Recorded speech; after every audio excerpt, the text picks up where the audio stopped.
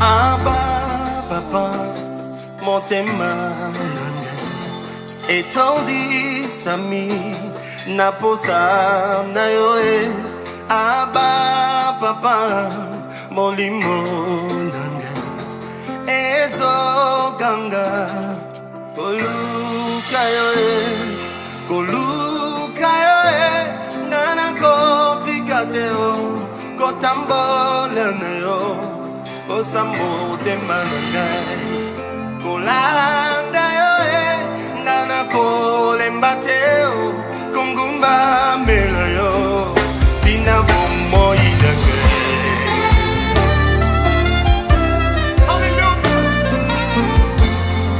Abba papa motemba. Bien-aimés, nous rendons grâce au Seigneur encore une fois qui a permis que nous puissions continuer la suite de notre émission et le sous-thème sur la foi. Nous avons parlé de beaucoup de choses, beaucoup de sujets importants auxquels les enfants de Dieu doivent connaître afin de sortir de l'ignorance. Et aujourd'hui, c'est la suite de la foi, c'est-à-dire troisième partie. Nous allons parler plus des œuvres avant de terminer par la puissance de la foi, c'est-à-dire ce que la foi peut produire en dehors des œuvres. Nous avons donné l'importance devant Dieu de la foi en lisant le livre d'Hébreux chapitre 11 et le verset 6 qui nous dit que sans la foi, il est impossible de lui être agréable.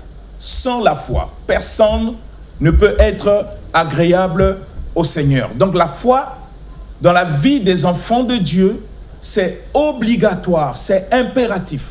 Un enfant de Dieu qui n'a pas la foi, on ne sait pas si on peut dire c'est un enfant de Dieu. Parce que sans la foi, nous ne pouvons pas être agréables à Dieu. Nous avons aussi parlé de la source de la foi.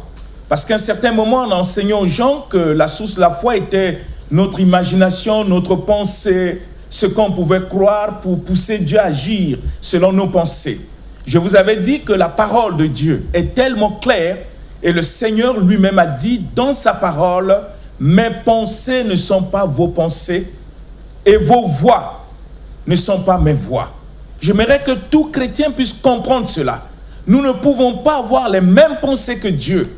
Les pensées de Dieu nous sont communiquées par son Saint-Esprit. C'est le Saint-Esprit qui nous amène à comprendre les pensées de Dieu. Rappelez-vous ce que le Seigneur Jésus avait dit, quand le Saint-Esprit viendra, il va vous conduire dans toute la vérité. Donc nous ne pouvons pas avoir les mêmes pensées que Dieu. Donc la foi ne peut venir de nos pensées, de nos imaginations, de ce que nous voulons que le Seigneur puisse accomplir dans nos vies. Nous avons lu la source de la foi et nous avons tous vu dans le livre de Romains chapitre 10 verset 17 que la foi vient de ce qu'on entend et ce qu'on entend vient de la parole de Christ.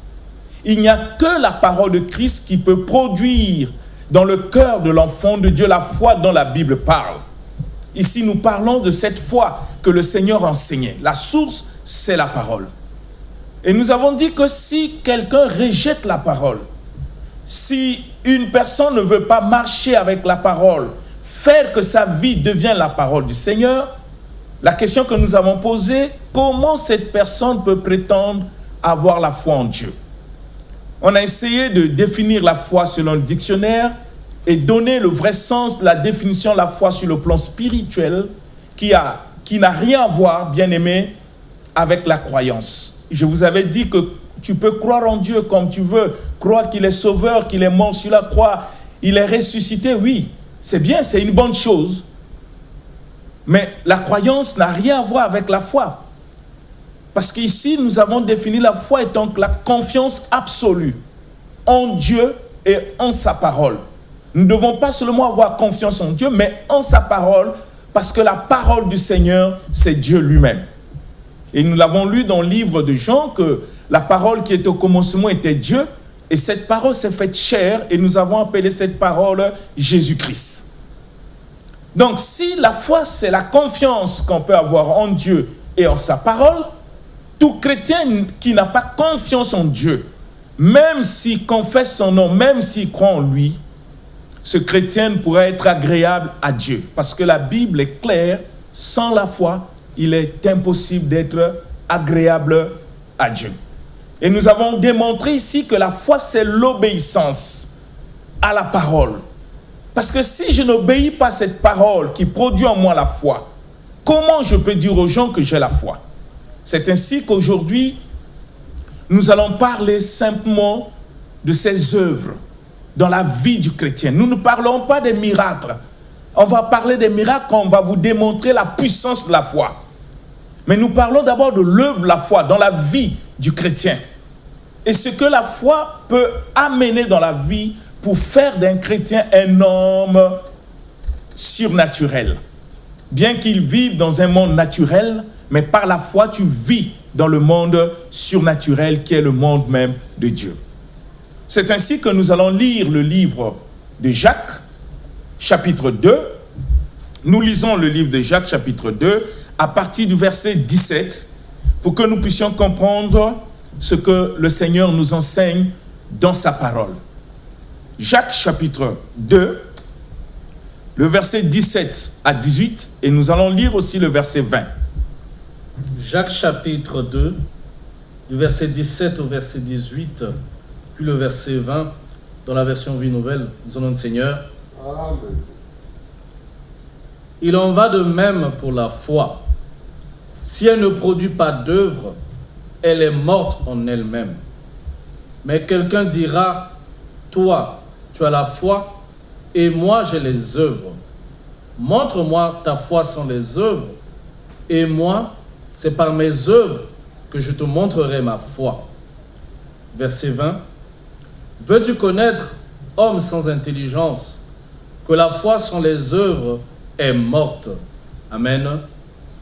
Bien-aimés, nous venons d'écouter la parole. Je vous ai dit ici que notre mission a pour but d'amener les chrétiens à la vérité de l'évangile tel que le Seigneur Jésus l'a laissé à son Église. Et je vous l'ai dit qu'aucun pasteur, aucun apôtre, prophète n'a un message. Si quelqu'un vient pour dire que j'ai un message qui n'a rien à voir avec l'évangile, c'est un imposteur. La parole dit que la foi doit avoir les œuvres. La foi. Elle doit avoir les œuvres. Si je lis dans ma version Bible de Jésus-Christ, la Bible dit de même aussi la foi, si elle n'a pas des œuvres, elle est morte en elle-même. Une foi qui n'a pas des œuvres, elle est morte. Quand je parle de l'œuvre de la foi, je ne fais pas encore allusion au miracle. Je ne fais pas allusion au guérison. Non, je fais d'abord allusion à la vie du chrétien. Parce que l'œuvre de la foi doit commencer dans la vie du chrétien, parce qu'elle vient de la parole de Dieu. Si la parole de Dieu n'arrive pas à transformer ma vie à cause de l'incrédulité de mon cœur, à ce moment-là, même si je dis aux hommes que j'ai la foi en Dieu, je suis simplement un menteur. Parce qu'il faut que la foi auquel je réclame doit produire des œuvres dans ma vie, c'est-à-dire la transformation de ma vie, pour que je devienne moi-même, par mon comportement, par ma manière de faire, de parler, d'agir, cette parole faite chair. Afin que ceux qui m'entourent, je ne puisse pas leur dire que je crois en Dieu, mais qu'ils voient par les œuvres, c'est-à-dire par mon comportement, pour qu'ils soient convaincus que je crois vraiment en Dieu et j'ai la foi en Dieu. C'est de cette œuvre dont la parole passe. Et dans l'œuvre de la foi, vous allez constater qu'il y a beaucoup de choses à l'intérieur. Même un chrétien qui manque de l'amour ne peut prétendre avoir la foi. Nous allons développer, vous allez comprendre l'importance de l'œuvre de la foi dans la vie du chrétien. Si nous n'arrivons pas à faire ce que le Seigneur nous demande, si nous n'arrivons pas à agir selon la parole du Seigneur, même dans la parole, le Seigneur nous dit d'aimer nos ennemis, de prier pour ceux qui nous persécutent, de faire du bien à ceux qui nous maltraitent. Le Seigneur ne nous a pas demandé de haïr nos ennemis.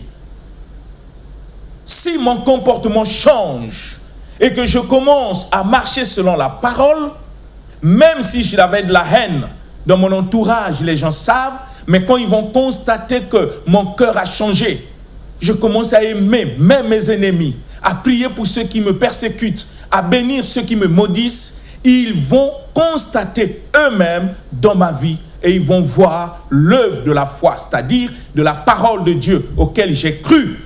Ça produit en moi la foi et ça a changé ma vie.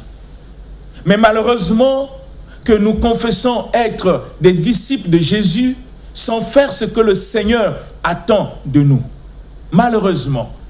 Mais Jésus lui-même avait dit dans le livre de Luc, chapitre 6, le verset 46 que nous avons lu précédemment, dans la deuxième partie de notre sujet, que pourquoi m'appelez-vous Seigneur et ne faites-vous pas ce que moi je dis?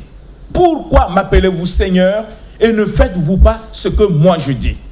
C'est ainsi que le Seigneur nous pousse non seulement à écouter la parole, mais à mettre en pratique. Quand nous mettons en pratique la parole de Dieu dans notre vie, bien-aimée, les gens vont voir l'œuvre de la foi en nous.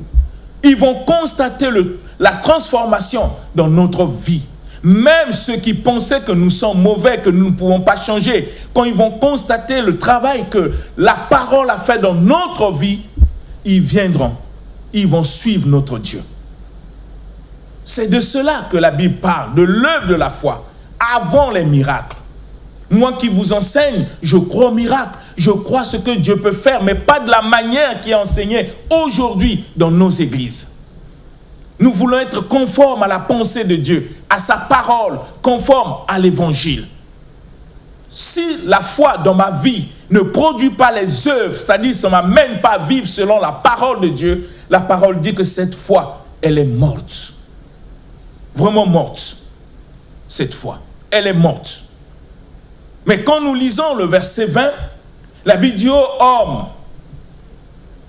il faut savoir qu'une foi qui n'a pas les œuvres, elle est morte. Nous ne pouvons pas confesser dans notre bouche pour dire que nous avons la foi, tandis que notre vie n'a rien à voir avec la parole du Seigneur. À partir de ce moment-là, bien-aimés, comme je l'ai dit, comme je le dis toujours, nous devenons des menteurs. Nous mentons. Parce que vivre la parole de Dieu, ce n'est pas quelque chose d'imagination. C'est la conscience. Si je vole plus, même si les gens m'ont connu comme voleur, même s'ils peuvent se moquer de moi, je ne serai pas choqué parce que dans ma conscience, je sais que j'ai abandonné le vol.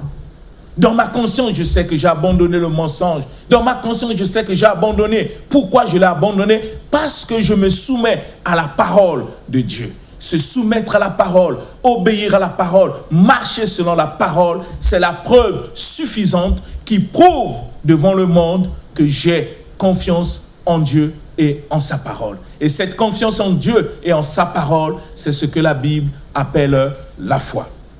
Nous allons lire encore d'autres passages pour que nous puissions comprendre, pour que nous puissions sortir des foi imaginaires que nous avons. Une fois que nous avons la foi en Dieu, la foi véritable en Dieu, une fois que nous avons la foi en Dieu, à partir du moment-là, la confiance que nous avons mise au Seigneur nous donne l'autorité, nous donne le pouvoir. Parce que par la nouvelle naissance, en devenant enfant de Dieu, et vous savez que tout enfant de Dieu honore Dieu par la foi qu'il a, la confiance qu'il a en Dieu et en sa parole. Le livre de 1 Jean chapitre 5, le verset 4 nous dit ceci. Nous allons faire la lecture.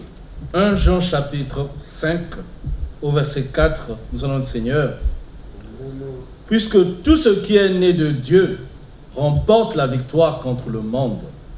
Et la victoire qui a triomphé du monde, c'est votre foi. Amen. Bien-aimés, nous voyons que dans la parole, la Bible dit que tout ce qui est né de Dieu triomphe du monde. Tout ce qui est né de Dieu. Dieu n'est pas un menteur pour dire de telles choses. Si nous n'arrivons pas à triompher sur notre vie passée, rappelez-vous, dans le livre de 2 Corinthiens, chapitre 5, verset 17, la Bible dit « Ceux qui sont en Jésus-Christ sont devenus une nouvelle créature.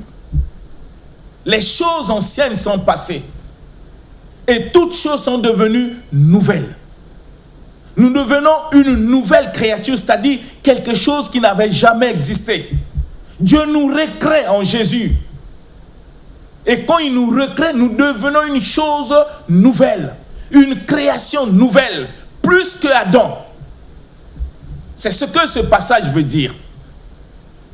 Et à ce titre, nous devenons des véritables enfants de Dieu. Et quand on est enfant de Dieu, nous sommes héritiers.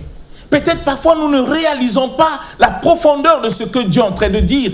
Dieu ne parle pas pour nous amener dans la distraction, mais il nous dit des vérités auxquelles parfois notre chair, notre conscience n'arrive pas à saisir.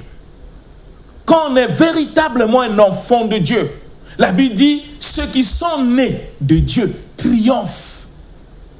La Bible ne dit pas ils vont triompher, non, triomphent par leur position, par leur naissance dans le Seigneur. Parce qu'il n'y a rien sur la terre qui peut vaincre Dieu. C'est lui le Créateur. Voyez, et nous sommes ses enfants. Et en nous, il y a cet ADN de triompher. Rien ne peut triompher un enfant de Dieu sur la terre. Et c'est ce que la parole dit. Tout ce qui est né. Et la parole va plus loin. Qu'est-ce qui fait que nous puissions triompher? C'est la question que nous avons posée. La Bible dit, ce qui nous amène à triompher, c'est notre foi. Donc ça veut dire que quand nous avons la foi, nous avons la victoire sur tout. Peut-être on n'arrive pas à réaliser cela, parce que la foi n'échoue jamais, bien-aimés. Je vous le dis que la foi n'échoue jamais. Quand quelque chose échoue, c'est qu'il n'y avait pas la foi là-dedans. Tous qui sont nés de Dieu triomphent. Et ce qui nous amène à triompher, je le répète, c'est notre foi. Pas notre imagination, pas nos pensées, je parle de la foi. En Dieu, parce que la foi a pour force, puissance que Dieu et sa parole. Pas la pensée humaine. Parce que vous savez, quand nous parlons de la pensée humaine, même le Seigneur nous enseigne, quand nous venons à lui, une chose que Dieu nous interdit, c'est de ne plus marcher selon la chair. Dieu nous dit de ne plus marcher selon la chair, mais de marcher selon l'esprit. Et si nous posons la question, Seigneur, pourquoi? Il nous dit, parce que la chair a des œuvres contraires à ceux de l'esprit, et l'esprit en a de contraires à ceux de la chair. Et la phrase terminée, afin que vous ne fassiez point ce que vous voudriez. Donc Dieu nous interdit. Quand nous avons la foi en Dieu, nous faisons toutes choses selon la volonté du Seigneur. L'apôtre Paul, qui avait la foi au Seigneur, il a dit une chose, ce n'est plus moi qui vis, c'est Christ qui vit en moi. Ce n'était pas une confession, bien-aimé, c'est une vie. Il vous parle la vérité de sa vie. Vous ne pouvez pas imaginer quand la foi en nous, ce que nous sommes capables de faire, nous pouvons décider des choses auxquelles on ne pouvait pas si on était encore dans la chair. L'apôtre Paul a su le dire. Il dit tout ce qui était pour moi comme des avantages, tout ce qui était pour moi comme bénéfique dans ma vie, je les ai regardés comme une perte à cause de la connaissance du Seigneur Jésus-Christ. Quand on a la vraie connaissance de Jésus, on a la vraie connaissance de sa parole, de ce qu'il attend de nous, de ce qu'il nous demande, bien-aimés, la chair ne peut plus nous attirer. Parce qu'un homme de foi vit pour Dieu et par Dieu.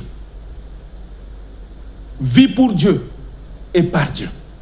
Et à un certain moment, je me pose la question, nous les chrétiens, de quelle foi nous parlons? De quelle foi? Si nous continuons à marcher selon la chair, si nous agissons comme des païens, si nous avons les mêmes comportements que ceux qui ne prient pas, bien que le Seigneur a dit dans sa parole, il y aura une différence entre ceux qui me servent et ceux qui ne me servent pas. La différence se passe par la foi, parce que la foi nous donne la puissance, la capacité de triompher sur tout et de triompher même sur le péché, parce que Jésus a vaincu le péché sur la terre par sa mort sur la croix. Il les a cloués pour que nous puissions plus vivre selon le péché, pour que nous puissions plus être conduits par le péché, pour que nous puissions être conduits par le Saint-Esprit, simplement parce que nous avons la foi en Dieu et en sa parole. Et je vous ai dit que quand nous avons la foi en Dieu, en sa parole, nous ne pouvons plus douter Dieu. Même si ce que Dieu attend de nous, même si ce que Dieu nous demande dépasse notre entendement, dépasse notre raison, il n'y aura jamais de doute. Parce que nous savons qu'il est vérité et tout ce qu'il dit est la vérité. Et c'est un peu de penser, mon frère, ma sœur. La foi dont tu confesses, c'est quel genre de foi? Une foi qui est basée que sur les miracles. Une foi qui est basée que sur les bénédictions. Une foi qui n'influence pas ta vie. Une foi qui ne transforme pas ta vie. Une foi qui ne t'amène pas à être un modèle. Comme la Bible dit que nous qui avons la foi, nous sommes la lumière du monde. Nous sommes le sel de la terre. C'est par la foi que nous le sommes.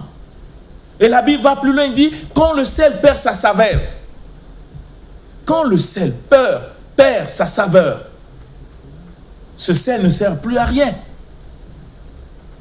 Voyez, la foi nous amène à impacter le monde. C'est par la foi que le monde peut voir Dieu à l'œuvre dans nos vies. C'est par la foi que le monde peut croire au Seigneur.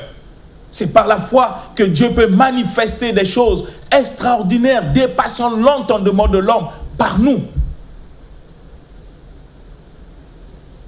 La question que nous devons nous poser souvent quand nous partons à l'église, est-ce que nous partons pour être ce que Dieu attend de nous ou nous partons pour que Dieu puisse répondre à nos problèmes? Quel est le but qui t'amène à l'église?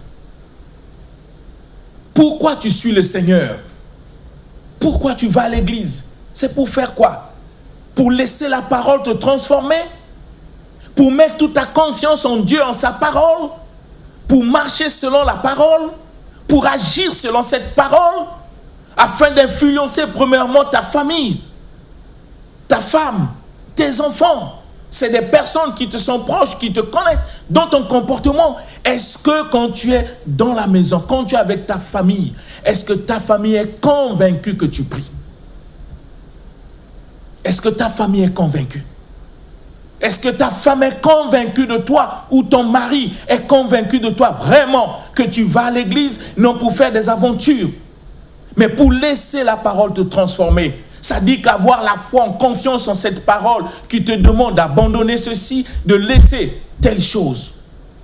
Et que tu es prêt à décider à cause de ta foi, c'est-à-dire la confiance que tu as en Dieu, de faire exactement ce que le Seigneur attend de toi. Rappelez-vous pourquoi Abraham, on l'appelle père de la foi.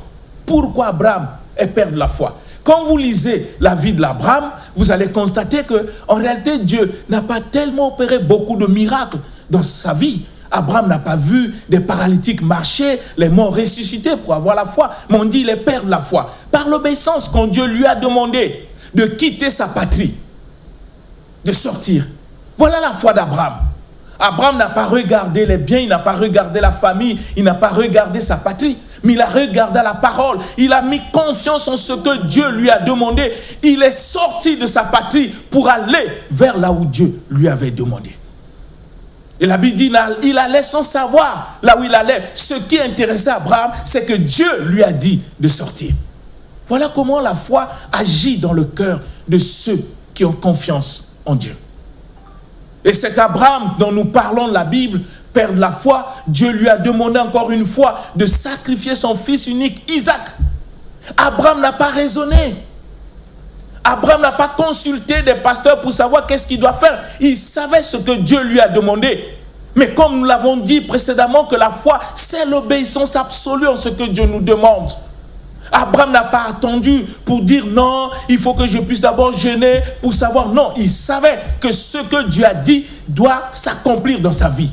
Et c'est ça ce qui manifeste ta foi envers Dieu et envers sa parole.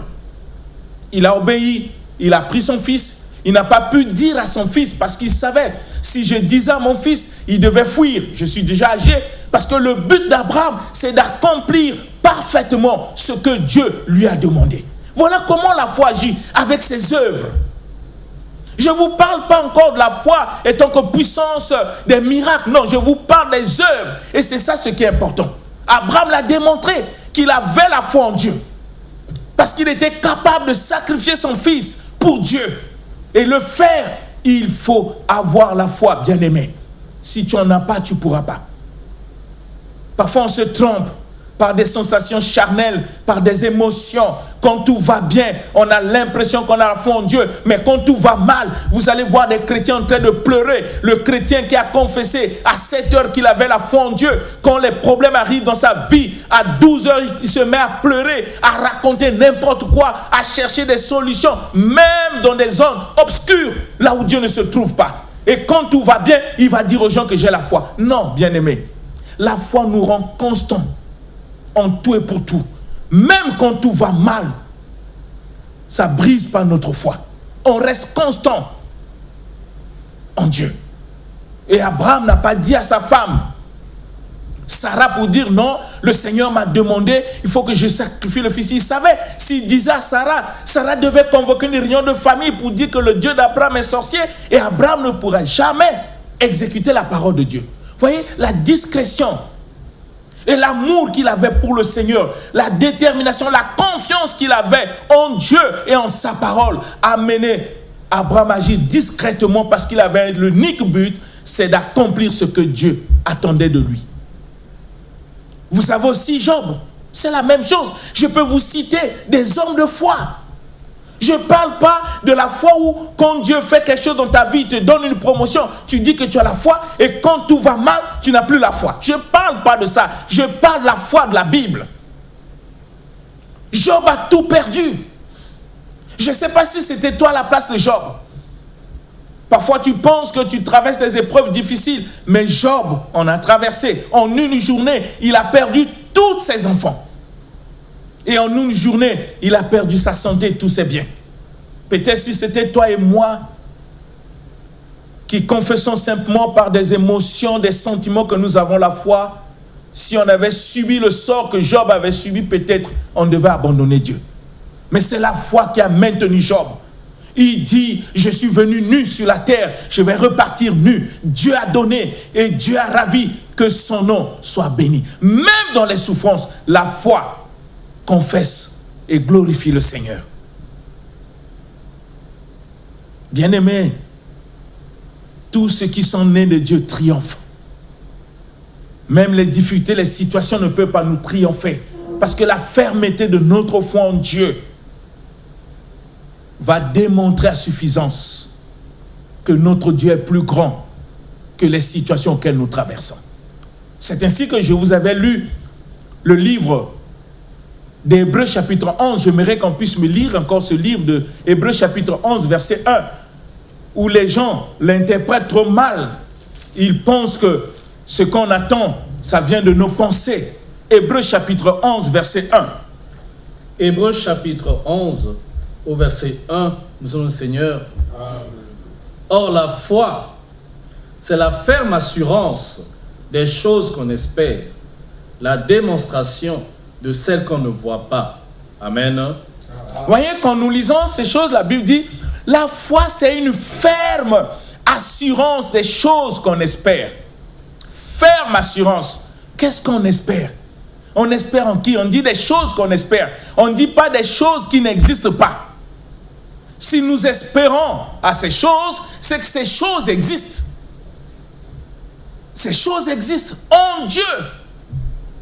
Voyez, c'est ainsi que quand Job a traversé les moments difficiles, il espérait parce qu'il savait que son Dieu est plus grand que la situation auquel il traverse. Il savait que Dieu est capable de le faire sortir de cette situation. Il savait. Et il espérait. Il a gardé sa confiance en Seigneur jusqu'à ce que Dieu s'est manifesté. La manifestation de Dieu dans la vie de Job est la démonstration de la foi de Job, c'est-à-dire de la confiance que Job a placée en Dieu, parce qu'il savait même les difficultés ne peuvent pas le terrasser. Tant qu'il respire, son Dieu est vivant, il est capable de le faire sortir. Et il espérait en Dieu, pas en sa chair. Mais aujourd'hui, quand nous lisons ce passage, on a l'impression que ce qu'on doit espérer, c'est ce qui vient de nos pensées, de nos projets. Nous pouvons émettre beaucoup de projets, avoir des idées, chercher à avoir la voiture, être béni, comme je l'ai dit précédemment. Et nous sommes en train d'espérer sur ça. Mais ce que tu espères, si ça vient de tes pensées, bien-aimé, tu auras l'échec. Ici, quand on dit des choses qu'on espère, c'est des choses qui sont en Dieu. C'est ce que Dieu a dit dans sa parole. Voyez, quand nous avons des situations difficiles, qu'est-ce que le Seigneur nous enseigne?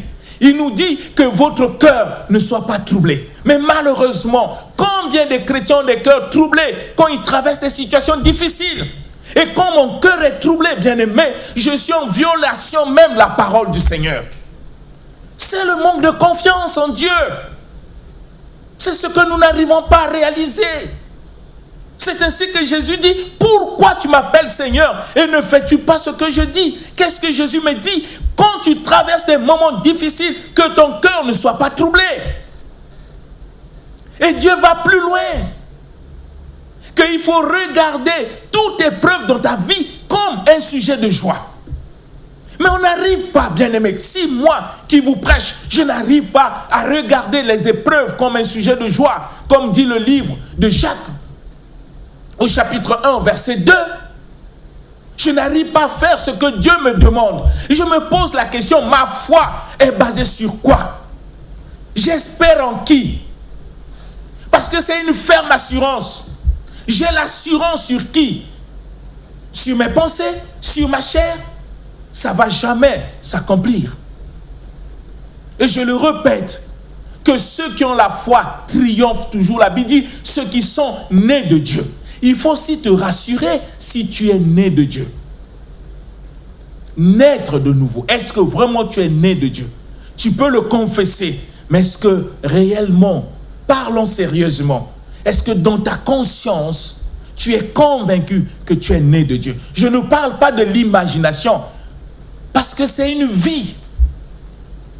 C'est une vie, ce n'est pas une pensée, la foi. Ceux qui ont vécu par la foi, quand vous lisez la Bible dans le Hébreu chapitre 11, on vous cite des héros de la foi. Vous allez voir que leur foi s'est manifestée par leur comportement, par leur attitude, par leur confiance absolue en Dieu, en sa parole. Des gens qui n'ont jamais failli, même quand il y avait le danger, parce qu'ils savaient que leur Dieu est plus grand que le danger. Rappelez-vous de Daniel. Je peux vous parler de beaucoup d'exemples pour que vous réalisez, la foi n'est pas seulement que Dieu opère, non, c'est d'abord la confiance, car rappelez-vous de Daniel, en Babylone. Ils ont refusé d'obéir au roi.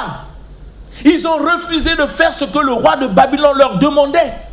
Non parce qu'ils avaient la force, mais parce que leur force était Yahweh. Leur force était le Dieu Tout-Puissant. Même quand on les a jetés dans cette fournaise, humainement, ils pouvaient s'inquiéter, avoir peur qu'ils devaient mourir. Mais ils avaient la foi en Dieu. Parce qu'ils savaient, même dans la fournaise, Dieu était capable de les délivrer. Vous voyez, cette assurance, ferme assurance en Dieu, qui est capable de faire au-delà de ce que l'homme peut penser. Cette assurance a fini à manifester la démonstration. C'est-à-dire, ils ont fait la démonstration parce que Dieu a agi dans le feu et les a fait sortir vivants.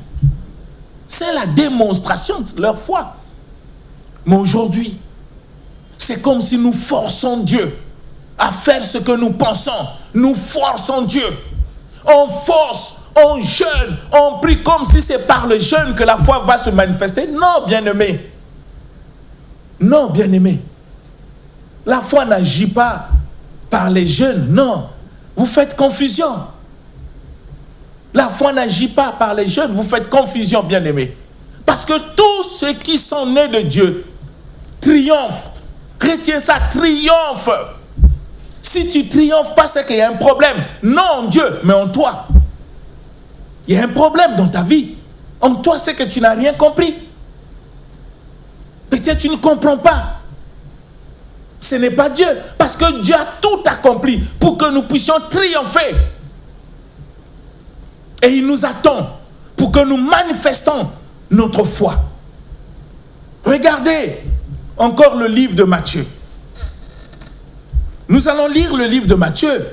Vous allez voir ce que Dieu dit à ceux qui ont la foi. Il parle cette fois-là, Matthieu 21, 21. Matthieu chapitre 21 et le verset 21. Matthieu chapitre 21, au verset 21, nous allons le Seigneur. Jésus leur dit alors, je vous le dis en vérité, si vous avez de la foi et que vous ne doutez pas, non seulement vous ferez à ce qui a été fait à ce figuier, mais même si vous dites à cette montagne, retire-toi de là et jette-toi dans la mer, cela arrivera. Amen. Amen. Voyez comment Jésus dit, il nous parle des vérités. Il dit, je vous le dis en vérité, si vous avez de la foi, si vous avez de la foi, il ne nous envoie pas aller jeûner, non. Je ne suis pas contre le jeûne, bien-aimé, mais je suis en train de vous expliquer quelque chose parce que nous avons comme l'impression, quand tu as des problèmes, première des choses, il faut aller jeûner. Mais si tu n'as pas la foi, comment ton jeûne peut être agréable à Dieu? Puisque l'unique condition qui te rend agréable à Dieu, c'est la foi. Tu peux aller jeûner 21 jours, comme tu veux. Ça peut aussi se transformer en grève de faim. Mais si toi qui jeûnes, tu n'as pas la foi en Dieu, comment ton jeûne peut être agréable au Seigneur? Mais ici, le Seigneur nous dit que si vous avez de la foi et que vous ne doutiez point, vous pouvez dire à cette montagne, ôte-toi de là. Et cela arrivera. Voyez, la foi agit. Dieu veut que les gens qui ont la foi puissent manifester leur foi par la puissance qui se dégage dans leur vie. Ce n'est pas Dieu qui viendra dire à la montagne, mais c'est toi. Parce qu'un homme de foi ne dit pas au Seigneur, je te supplie, regarde cette montagne qui est devant moi. Oh Dieu, viens au secours, viens au thé. Ça, ce n'est pas une prière. Tu n'as pas compris la parole. Le Seigneur dit, ne lui demande pas. C'est à toi de dire. Vous pouvez dire, il faut dire. Mais pour dire, il faut te rassurer si tu as la foi dont la parole de Dieu parle. Pas une foi imaginaire. Si tu as la vraie confiance en Dieu. Parce que tout ce qui sont nés de Dieu triomphe. Tout ce qui est né de Dieu triomphe du monde. Tout ce qui est né de Dieu triomphe. Et la foi, la force et la puissance de faire déplacer les montagnes. Mais il faut la posséder, il faut la voir, il faut te rassurer. Ce n'est pas l'imagination. La foi n'est pas une science pour essayer. Dans la foi, on ne sait pas où on fait ou on ne fait pas. C'est Jésus qui dit en vérité. Quand Jésus dit en vérité, c'est que la parole qu'il est en train de dire est l'absolu. L'absolu, bien-aimé. Pourquoi ce pouvoir, sa puissance, la foi n'agit pas? Pourquoi? Et pourtant le Seigneur nous a donné, nous, des hommes et des femmes de foi, à agir. Pourquoi on n'arrive pas à agir, bien-aimé? Pourquoi on n'arrive pas? Et j'aimerais que tu puisses réfléchir. Réfléchis si vraiment tu as la foi. En tenant compte de tout ce que le Seigneur dit dans sa parole. En tenant compte de ceux qui nous ont précédés dans la foi, qui ont manifesté leur foi par les œuvres, par leur comportement, par leur obéissance, parce qu'ils avaient confiance en Dieu et en sa parole. Je vous ai parlé de Daniel, je vous ai parlé d'Abraham, je vous ai parlé de Jacob, de Job même. Mais nous aujourd'hui, comment nous vivons notre foi? L'apôtre Paul disait, je ne marche pas par la vue, mais nous marchons par la foi. Et toi, tu marches par quoi? Par tes imaginations? Tu prends tes pensées comme si c'était les pensées de Dieu? Tu prends tes imaginations comme les choses de Dieu? Mais non, bien-aimé. Il faut sortir de cet état pour laisser la parole faire son travail dans ta vie. Alors, tu vivras les Écritures telles que le Seigneur le dit. Laisse Dieu parler au fond de ton cœur.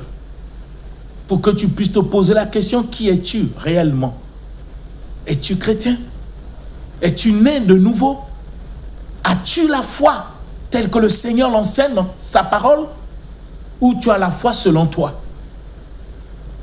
Je veux que tu puisses réfléchir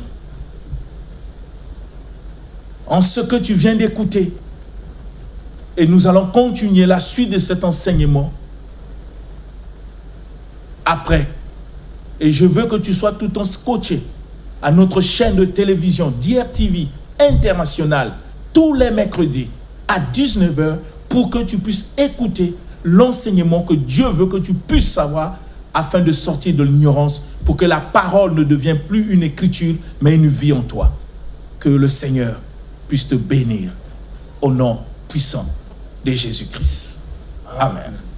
Mi naposa na yoe aba papa molimo nanga ezo ganga koluka yoe nana kotikateo kotambole na yo osambo temananga